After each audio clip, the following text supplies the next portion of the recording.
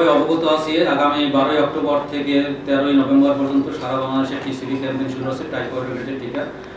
সারা বাংলাদেশে 5 কোটি বাচ্চাকে টিকা দেওয়া হবে। তারই ধারাবাহিকতায় আমাদের ভোলা জেলায় আমাদের লক্ষ্যমাত্রা হইল 6,78,778 জন। এখানে আমরা দুইটা ভাগে ভাগ করে আমাদের প্রি স্কুল মানে যারা স্কুলে যাচ্ছে না সেই আমাদের লক্ষ্যমাত্রা 2,50,920 এবং যারা স্কুলগামী প্রাইমারি এবং মাধ্যমিক সেখানে আমাদের লক্ষ্যমাত্রা হলো 4,27,858। আমাদের মোট শিক্ষা প্রতিষ্ঠান 2,687টি। আমাদের এই এক মাস ব্যাপী যে প্রোগ্রাম সেখানে আমাদের মোট কর্মদিবস 18 দিন। প্রথম 10 দিন আমরা স্কুল ক্যাম্পেইন করব, পরবর্তী যে 8 দিন সেটা আমাদের কমিউনিটি পর্যায়ে যে টিকা কেন্দ্র আছে সেখানে আমাদের স্বাস্থ্যকর্মীরা টিকা দেবে। এখানে যদি আমরা বলি যে প্রথম 10 দিন আমাদের প্রতিটা কেন্দ্রে 2 জন করে ভ্যাকসিনেটর থাকবে এবং 3 জন করে ভলান্টিয়ার থাকবে।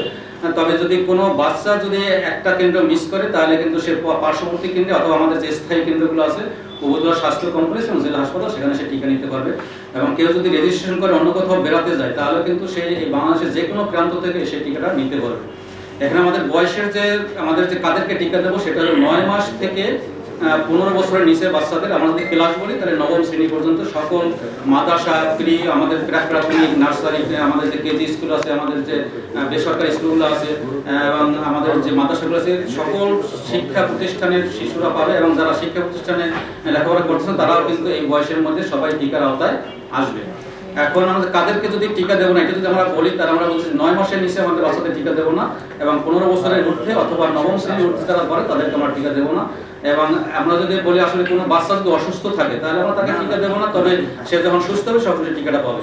এবং টিকা যেদিন দিব সেদিন যদি তার জ্বর থাকে তাহলে সেদিন আমরা দেবো না, জ্বর থেকে ভালো হলে তাকে আমরা টিকা দেবো। এবং আমরা কোনো গর্ভবতী মাকে এবং কোনো দুগ্ধদান মাকে আমরা টিকাটা দেবো না। এই টিকাটা সম্পূর্ণ নিরাপদ।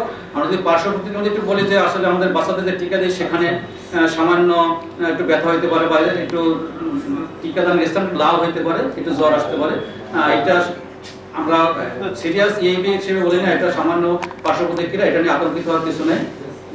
আমরা সকলের সহযোগিতা আমরা চাচ্ছি ভোলা জেলাতে আমরা 100% শিশুকে আমরা টিকা দেবো। এবং আপনাদের সাংবাদিক ভাইদের প্রতি একটা বিশেষ অনুরোধ, আপনাদের বিশাল ভূমিকা আছে, এটা আমরা প্রচার করতে হবে।